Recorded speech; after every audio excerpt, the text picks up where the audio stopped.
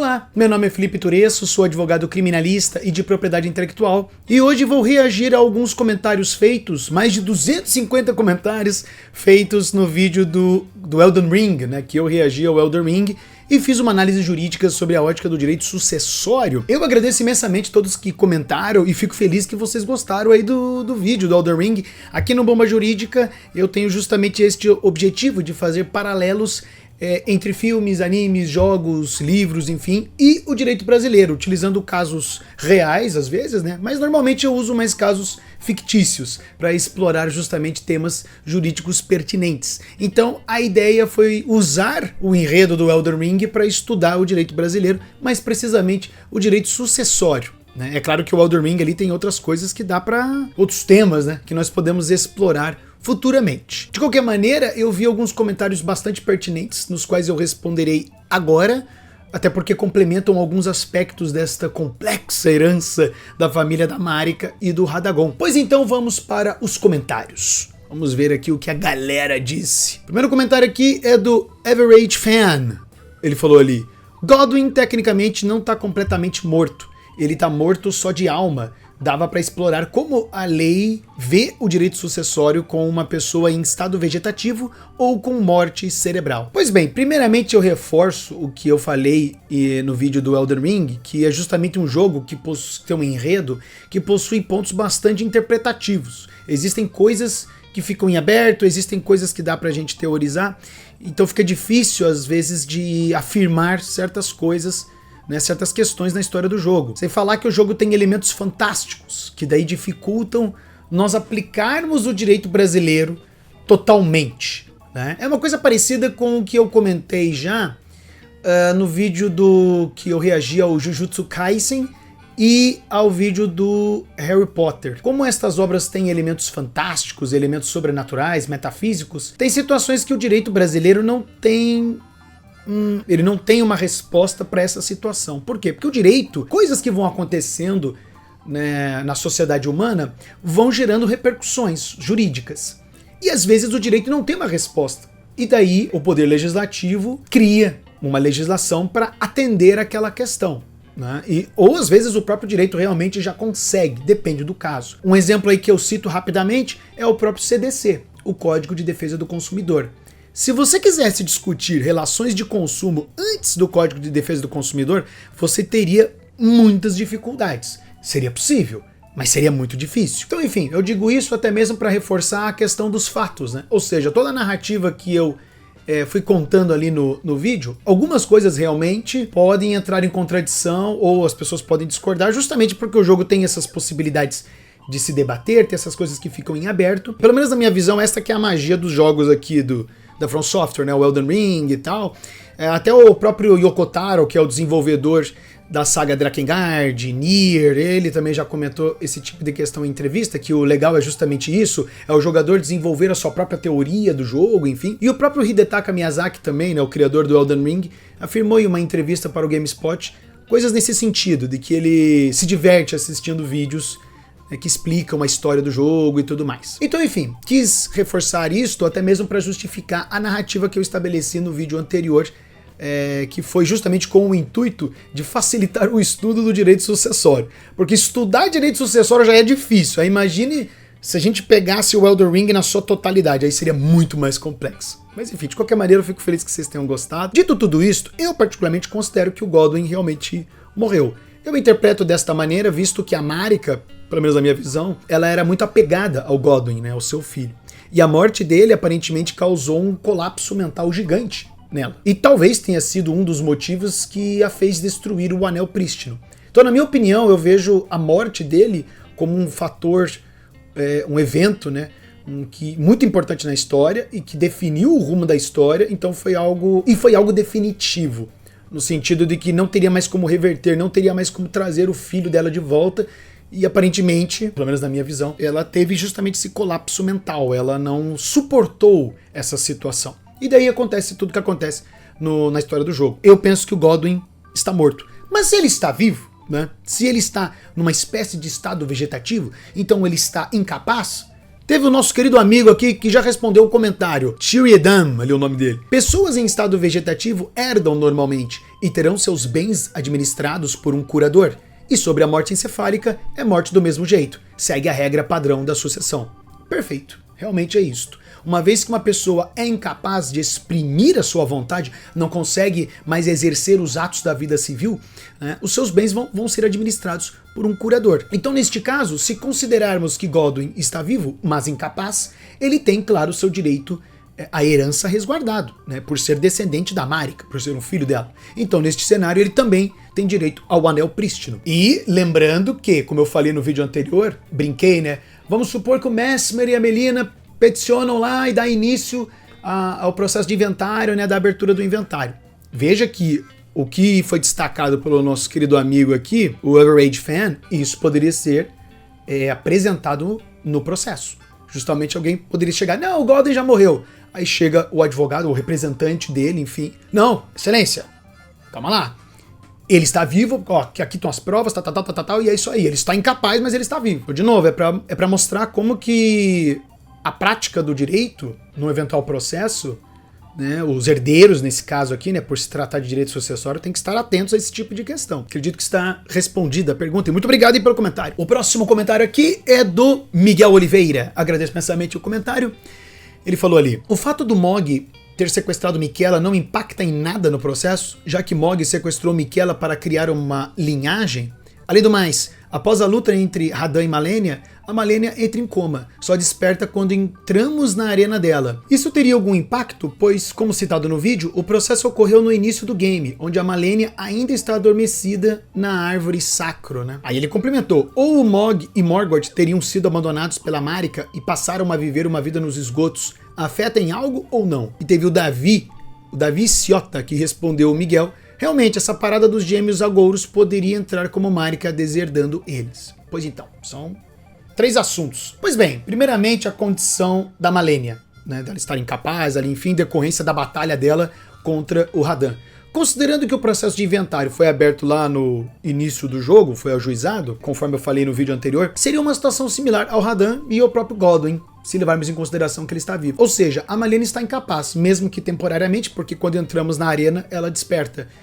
Mas ela continua tendo o seu direito à herança. Ressalvada ali a questão que eu mencionei no vídeo anterior, da exclusão dela em relação à herança do Radagon. O fato da pessoa ser incapaz não significa que ela não tem direito à herança. Em relação ao Mog ter sequestrado o Miquella, pois bem, aí é uma questão mais complicada, porque conforme se descobre na história da DLC do Elden Ring, o Miquella tinha lá o plano dele e tudo mais, que não veio ao caso agora comentar, mas de qualquer maneira, o Miquella tem a capacidade de influenciar as pessoas. É como se ele lançasse um feitiço, ele consegue controlar as pessoas, enfim. Então, tudo que o Mog está fazendo neste momento que ele está sequestrando o Miquella, como muita gente sempre argumentou isso até ser lançada a DLC, então o Mog está sendo controlado pelo Miquella, né? Ele não está fazendo o que ele está fazendo por vontade própria, porque ele quer. Ele está fazendo porque ele está sendo controlado, embora ele não saiba disso. É o que dá a entender, que a pessoa sob a influência do Miquella não tem nem noção de que está sob a influência dele. A pessoa cria um apreço pelo Miquella, e é como se fosse uma pessoa que você tem muita consideração, ela chega e te pede um favor e você vai fazer, porque você confia na pessoa, você conhece ela. É mais ou menos a mesma ideia aqui, né? Então, no fim das contas, não tem crime nenhum sendo cometido, pelo menos na minha visão, porque se nós pegarmos a definição do crime de sequestro, conforme o artigo 148 do Código Penal, estabelece privar alguém de sua liberdade, mediante sequestro ou cárcere privado. Não consigo ver como o Miquella teve a sua liberdade restringida, até porque ele queria que fosse feito o que foi feito. Então, na minha visão, não faz sentido. O tipo penal não está sendo cometido, na minha visão. Talvez o Miquella poderia ser processado, não sei, talvez se entraria num crime de constrangimento ilegal, que daí é o artigo 146 do Código Penal, porque justamente ele está controlando o Mog e utilizando o Mog para as suas finalidades, para o seu plano lá, enfim. Então, nessa situação envolvendo o Mog e o Miquella, pelo menos na minha visão, não vislumbro um crime sendo cometido, alguma conduta criminosa sendo cometida ali, pelo menos nesse primeiro momento. Porque, enfim, a pergunta foi a respeito do Mog ter sequestrado Miquella. Enfim, Mog pode ter cometido outros delitos. Mas, pelo menos em relação a esta imputação, esta acusação do crime de sequestro, eu não vejo que poderia ter sido cometido. Mas, de qualquer maneira, vamos supor que o Mog realmente sequestrou Miquella. Vamos supor que isso aconteceu de fato, ele quis fazer isso e tudo mais. Bem, como já foi dito no vídeo anterior, as hipóteses de exclusão de uma pessoa da herança estão presentes lá no artigo 1814. Ele tem um rol taxativo. É uma lista fechada de situações que vão resultar na exclusão do herdeiro. Então, num primeiro momento, podemos concluir que não, são só essas hipóteses que estão aqui no artigo 1814. E dentre as situações, não tem nenhuma relatando crime de sequestro. Porém, existe discussão. É claro, No direito sempre tem. Tanto que teve o julgamento do recurso especial de número 1.943.848 perante o Superior Tribunal de Justiça, o STJ. Falando aqui brevemente para vocês, o STJ afirmou que a lista do 1814, do Código Civil, é fechada. É uma lista realmente, é isso aqui. Mas a interpretação dos itens não precisa ser rígida. Pode-se usar métodos de interpretações, porque no direito isso também existe. Existem formas de você interpretar a legislação.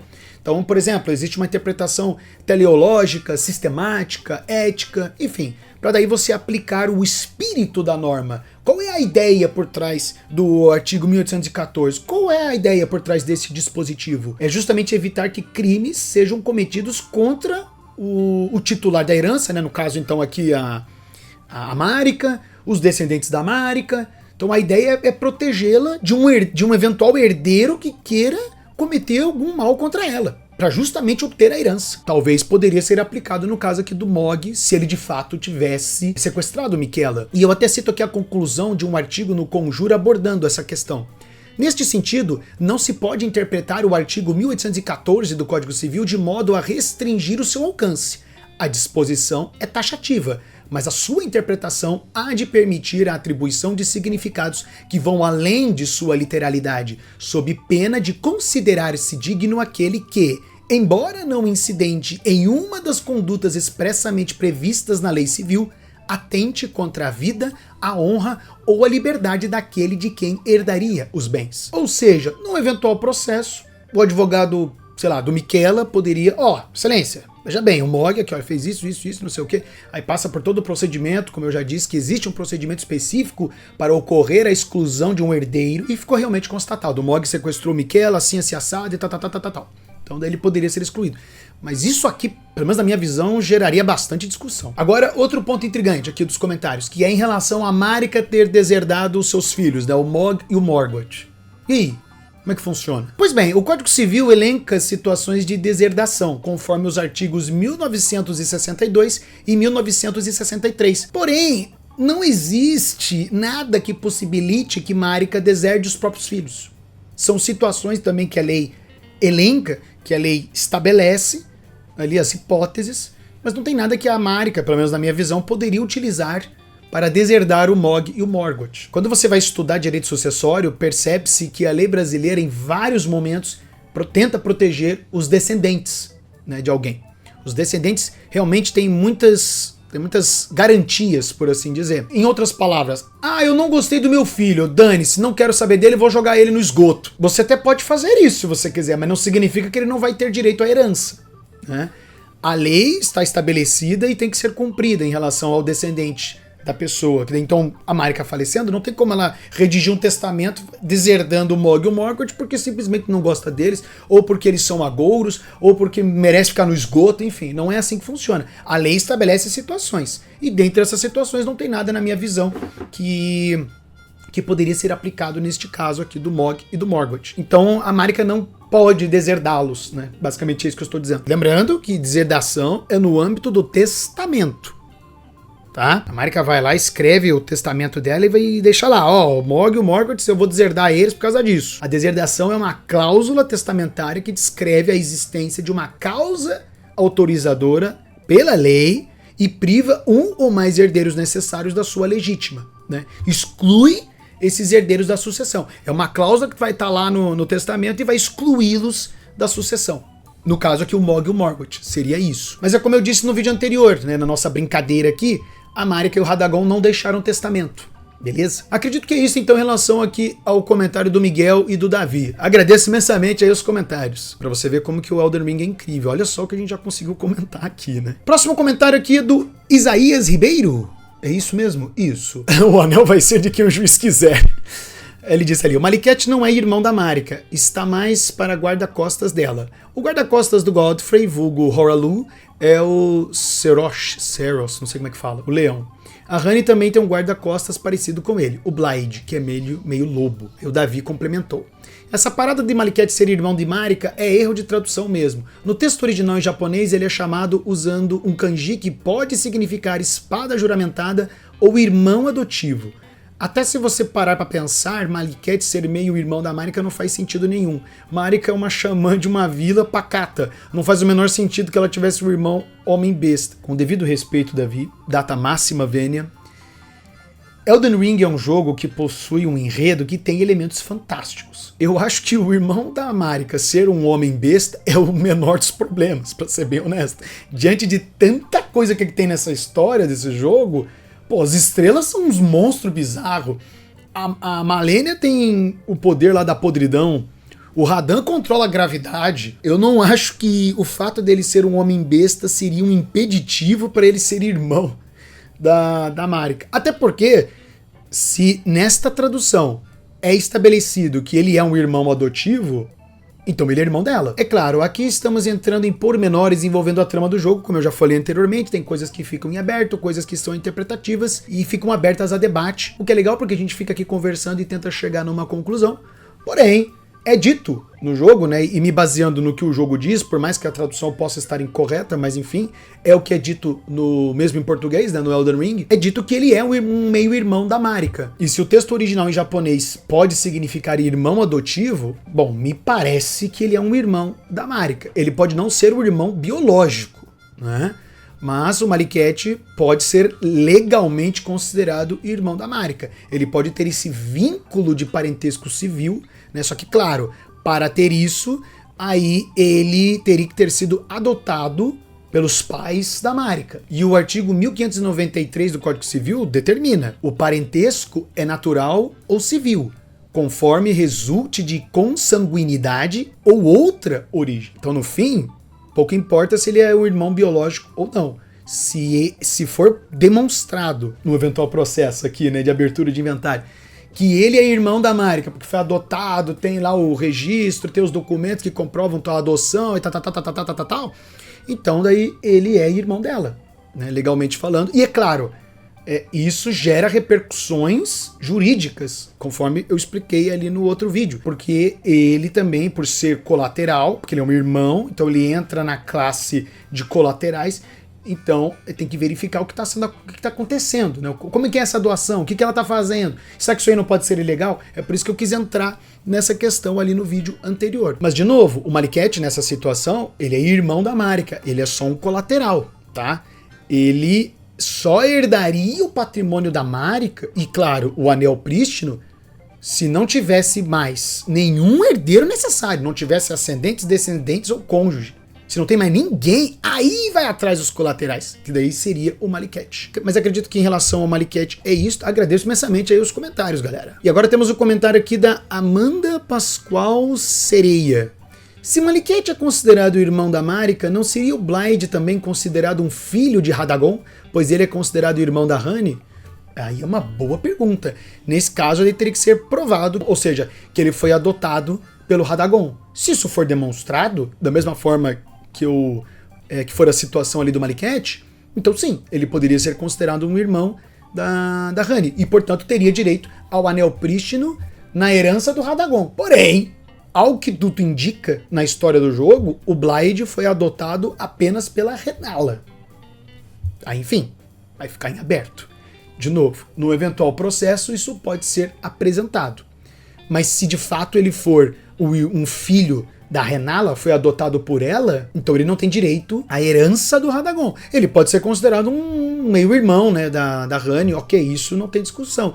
Mas agora ter direito à herança, aí é outros 500. Mas muito obrigado aí pelo comentário, Amanda. Vamos aqui agora para o comentário do Guilherme Freitas. Ele comentou bastante coisa, fez textão.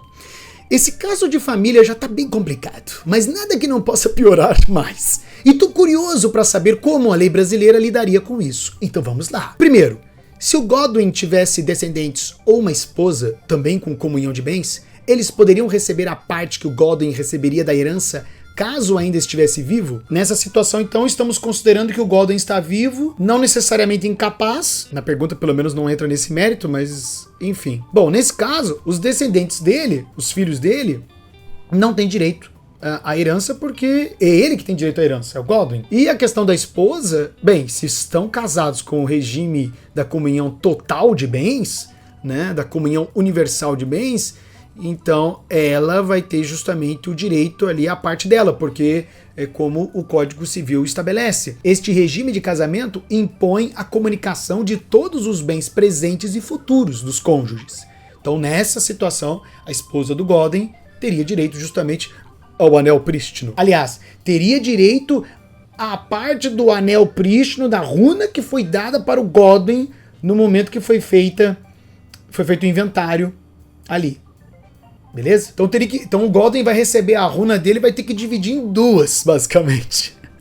Só essa pergunta aqui, cara, isso aqui é pergunta de cair em prova, hein, cara, sinceramente, porque, olha... Segundo, a Rhaene tecnicamente está desaparecida, aparentemente por bastante tempo, se passando como a bruxa Rena. Digamos que para manter o disfarce ela não se revele e não vá para a partilha dos bens. Nesse caso, ela seria considerada como morta? Olha, aí é complicado porque tem todo um procedimento envolvendo esse tipo de situação. Mas respondendo brevemente, o desaparecimento da Rhaene, se não tem a prova, né, de que ela morreu, inicia o procedimento, o processo de ausência, que daí envolve sucessão provisória.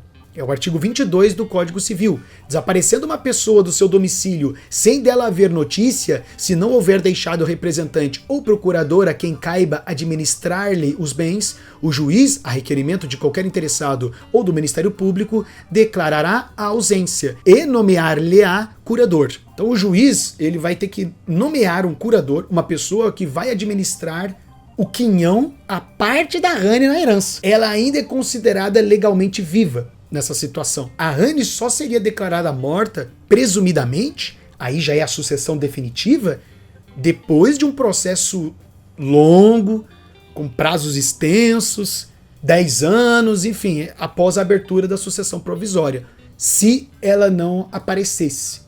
Que daí é o artigo 37 do Código Civil. Então, enfim, é uma situação aqui mais complicada. Então, de novo, inicialmente ela não seria considerada morta, seria considerada ausente, e tem todo esse procedimento daí para constatar, realmente, vamos considerá-la morta, presumidamente, porque ela nunca mais apareceu. Mas, de novo, respeitando tudo que a lei estabelece aqui. É uma coisa bem complicada. Pô, Guilherme, você tem que fazer prova de direito civil, hein? Caramba, cada pergunta aqui que é fogo, hein? Terceiro, considerando que o anel prístino tem um número limitado em que ele pode ser dividido sem perder suas propriedades e que o número de pessoas que vão receber as heranças é maior que esse número de divisões do anel prístino, como a justiça faz essa divisão justa? É determinado um valor que as runas do anel prístino valem e esse valor é passado para quem não recebe a runa? Inclusive, essa pergunta do Guilherme, eu vi outras pessoas também questionando essa questão. Como é que faria se não pudesse dividir o anel prístino? Bom, se o anel prístino é um bem indivisível, o processo judicial de partilha estabelece algumas soluções. Talvez não seja do agrado de todo mundo, mas são estas as soluções. A primeira solução, adjudicação e reposição em dinheiro. Como assim? Um ou mais herdeiros requerem que o bem seja adjudicado a eles, então que o bem seja meu, e eu vou compensar os outros herdeiros em dinheiro. E é claro, essa diferença daí tem que ser calculada, tem que ser avaliado bem, enfim. Mas a ideia é essa. Então, sei lá, não dá para dividir o anel prístino, então vamos estabelecer os herdeiros ali concordaram em deixar o anel prístino, sei lá, com o Radan. Aí o Radan recebe o anel prístino e ele tem que compensar os outros herdeiros. Ele tem que pagar um valor em dinheiro para os herdeiros porque ficaram sem o anel, entende? É claro, isso aí exige uma conversa entre os herdeiros, que tudo seja resolvido de forma amigável, né? Como a gente sabe que não vai ser o caso, uma outra opção é venda judicial. O bem vai ser vendido judicialmente. E daí o valor vai ser vendido e o valor apurado daí vai ser dividido entre os herdeiros, que é o que estabelece justamente o artigo 2019 do Código Civil. Aí é claro, alguém pode perguntar, né? Nossa, mas e como é que eu vou avaliar o valor do anel prístino, né? Quanto que vale o anel prístino? Pois é. Mas enfim, é o que aconteceria se o anel não pudesse ser dividido. Quarto, como o Radan não está capaz, a sua parte da herança ainda é passada para a conta dele, ou nesse caso irá para alguém que esteja cuidando dele? Vamos considerar que essa figura seja o Jarren, aquele NPC que aparece falando do Festival do Radan. Bom, se o Radan está incapaz, assim como a Malenia e o Godwyn, como eu disse ali no início, se a gente quiser levar isso em consideração, então eles terão que ser submetidos à curatela, ou seja, vai ser nomeada uma pessoa para ser a curadora deles. É uma pessoa que vai administrar a herança, os bens deles. Mas veja que a herança, os bens, o anel, a runa do anel prístino que vai ser dada a eles, é deles, é do Radan, é da Malenia, é do Godwyn. Não é aqui no caso do Jarren, entende? Ele tem o dever de administrar e, enfim, o curador tem que cumprir seus deveres com zelo, boa fé, administrando os bens de maneira que beneficie a pessoa, né, no caso o Radan, mas de novo, ele não é dono, ele só administra. Por fim, quinto, só para confirmar, a parte que as 5 filhas da Malenia vão receber é apenas 1/5 do que a Malenia iria receber, ou elas entram para a conta total da divisão do Radagon e Marika? Só uma questão primeiro. As filhas da Malenia estão herdando o patrimônio, enfim, a herança do Radagon, porque a Malenia foi considerada indigna e foi excluída da sucessão. E chamaram as 5 filhas na herança do Radagon. A herança da Marika, a Malenia ainda é descendente. Ela ainda tem direito. Ela não foi excluída da herança da Marika, beleza? Então, as filhas da Malenia têm direito na herança do Radagon. Então, as 5 filhas da Malenia herdam juntas apenas o quinhão que caberia a Malenia na herança do Radagon, tá? A parte que seria da Malenia vai ser encaminhada para as 5 filhas. Então, porque é o Radan, o Raikard, a Rani, a Malenia e a Miquella. Então é 1/5 da herança total, realmente. Esta é a parte que as filhas vão herdar. E isso é estabelecido pelo artigo 1855 do Código Civil. O quinhão do representado partir-se-á por igual entre os representantes. Então, de novo, as filhas da Malenia vão ter direito à parte que era dela na herança do Radagon. Guilherme, agradeço imensamente as perguntas, hein? Você fez perguntas aqui dignas de prova de faculdade, hein? Se tiver algum professor de direito sucessório me assistindo, por favor, pegue o Elden Ring e use para fazer exercícios de direito sucessório. Eu acho que, olha, por mais que seja um caso fictício, é muito bom, hein, pra fazer você quebrar a cabeça, hein. Vamos aqui então para o próximo comentário do Davi Ciota. O Davi perguntou: o problema com Mesmer e Melina é que não existe prova que eles são os filhos mais velhos. Só sabemos que Mesmer era mais velho que Radan e, portanto, mais velho que Rani, Miquella e Malenia. Na própria lore do jogo é dito que os primeiros semideuses são os descendentes de Godfrey, então a linhagem dourada veio antes de Mesmer e Melina. Provavelmente com Godwyn então sendo o filho primogênito e Marika, ou no mínimo Gort e Mog.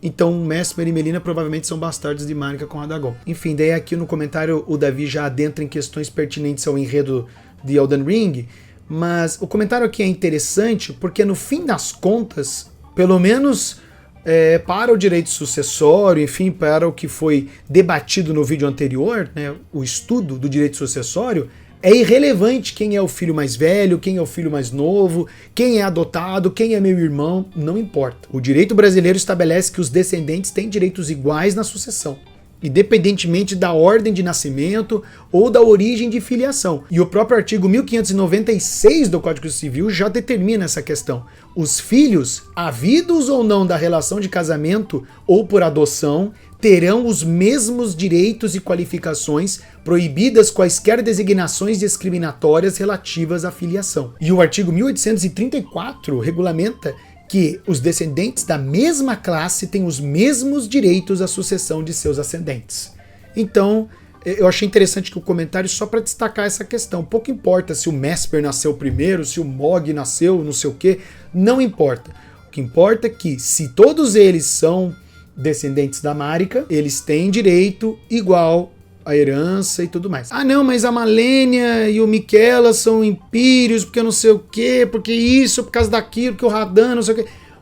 De novo, uma coisa são os elementos fantásticos, as questões do enredo do jogo, outra coisa é o que o direito brasileiro estabelece. A ideia é pegar essa situação, extraí-la para a realidade brasileira e identificar o que o direito brasileiro vai responder, né? O que pode ser aplicado neste caso. E o direito sucessório brasileiro é assim que ele funciona. Então, pouco importa o que a Marika queria, ou o que tal filho tem mais direito por causa disso, porque é dito tal coisa, não sei o quê.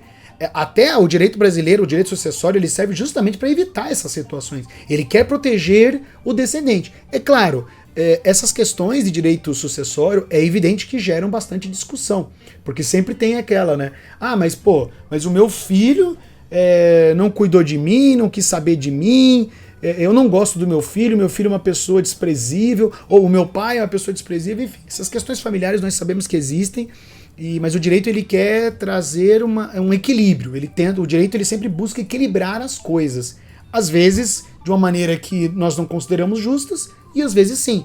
É claro que o direito ele também pode ser modificado, ele pode ser alterado, mas não é alterado pelo que eu acho que tem que ser, né?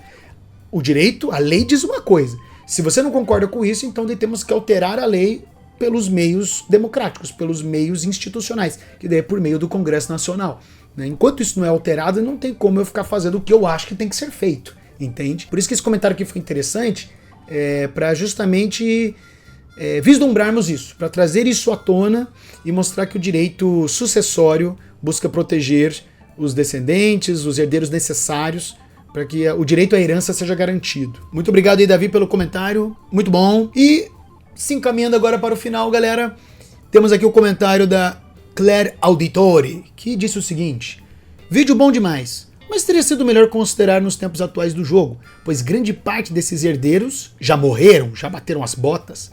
Bom, eu fico feliz aí que tenha gostado, muito obrigado aí pelo comentário, Claire. Mas, pois é aí que entra em mais questões interpretativas e abertas a debate no Elden Ring, porque não tem uma confirmação de qual que é o final verdadeiro do jogo. Não tem nem confirmação de quem morre ou não no jogo. Porque, por exemplo, a Malenia e o Radan são chefes opcionais. Eu posso fechar o jogo sem enfrentá-los. Pelo menos na minha visão, eu acho complicado estabelecer no final do jogo, porque daí eu vou ter que assumir um final. Então qual que é o final verdadeiro? É o da Honey? É o da Chama Frenética?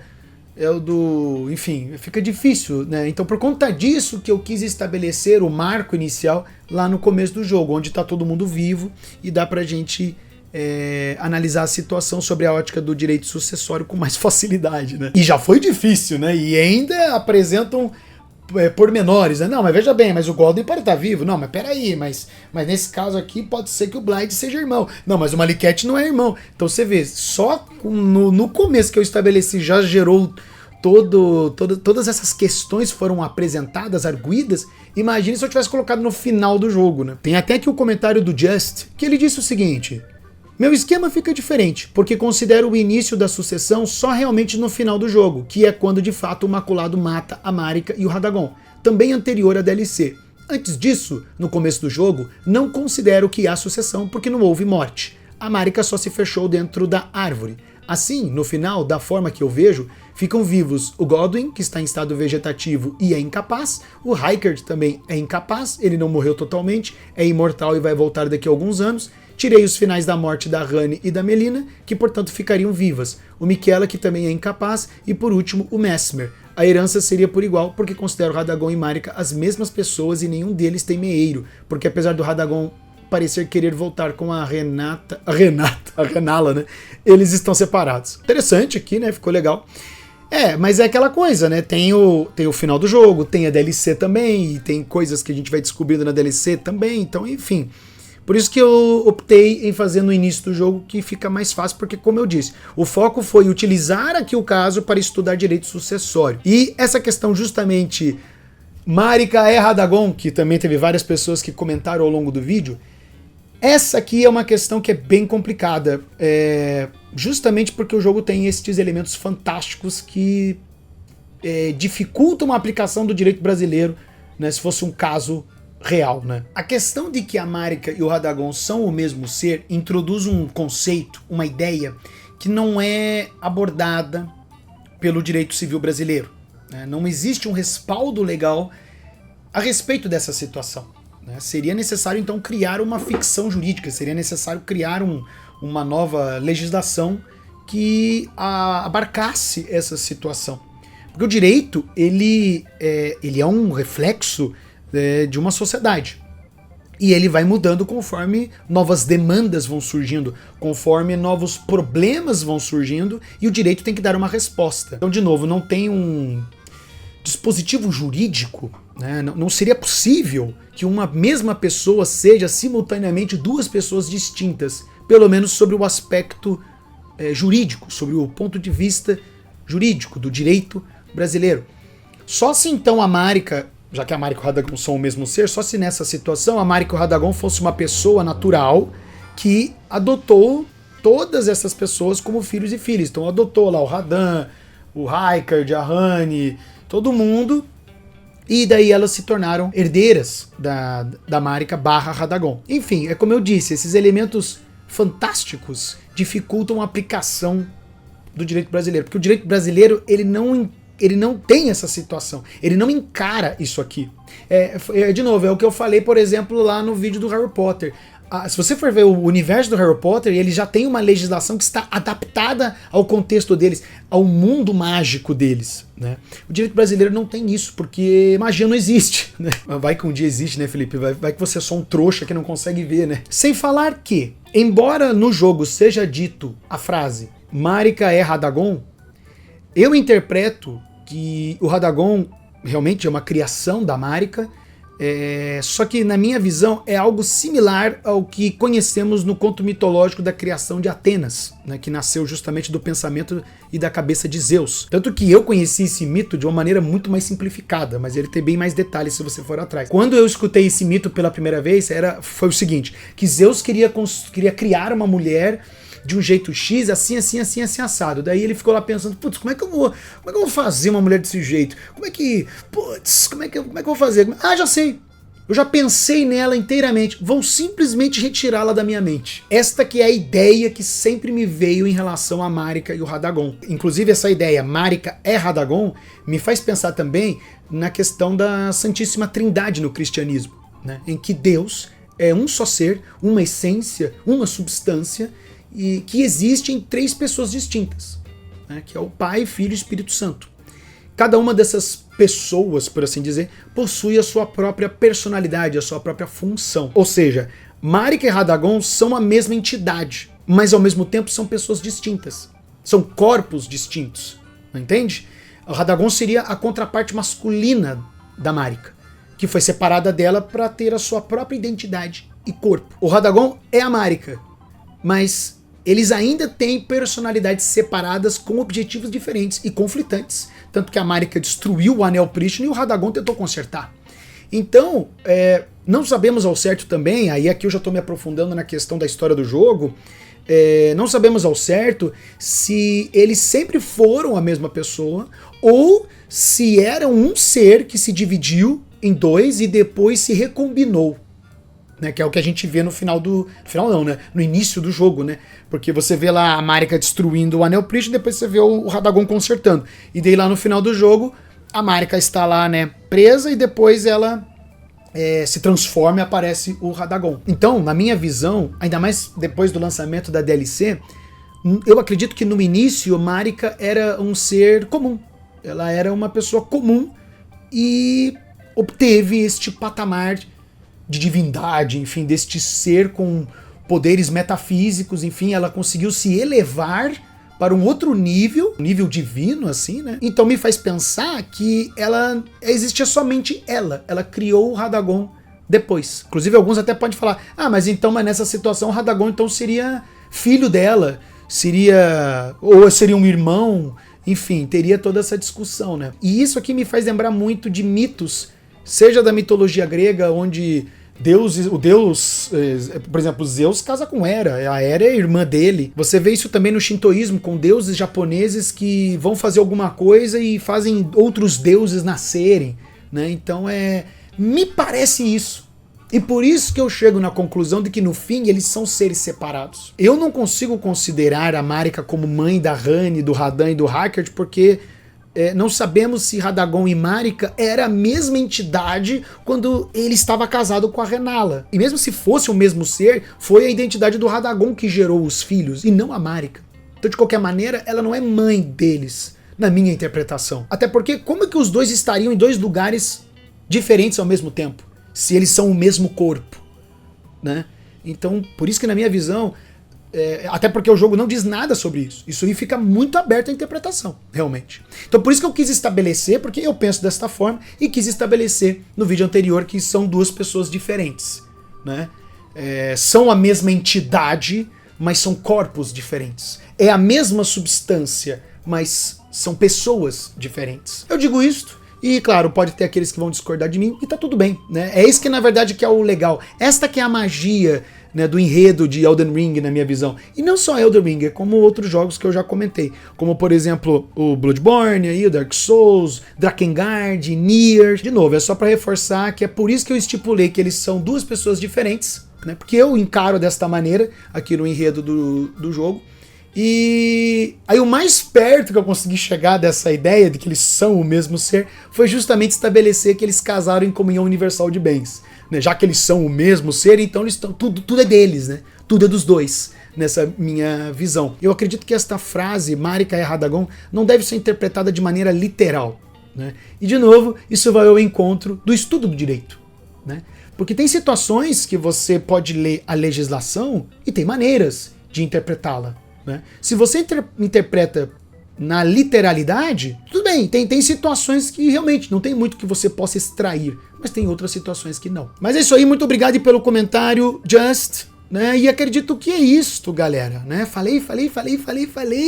Estes foram os comentários. Mas é isso aí, galera. Acredito que em relação ao direito sucessório aqui do caso da complexa herança, né, da Marika e do Radagon, né, já está superado, já está resolvida esta questão. Eventuais comentários que surgirem aqui, claro que podem ser objeto de vídeos futuros, podem servir de temas para vídeos futuros, mas acredito que o que tínhamos para analisar disto tudo, né, já foi feito. Mas é isso aí, galera. Esses então aqui foram os comentários. Eu espero que vocês tenham gostado. Se você assistiu até aqui, eu agradeço imensamente. Por favor, inscreva-se no canal, clique no gostei, comente. E se quiser dar alguma sugestão de alguma obra para eu reagir e tecer comentários jurídicos pertinentes, eu agradeço imensamente. Estamos aqui para entender esta bomba jurídica que é o Brasil, porque não é fácil, né? Vocês estão vendo, é complexo. Mas seguimos sempre estudando e tentando entender cada vez mais, beleza? Muito obrigado e até a próxima!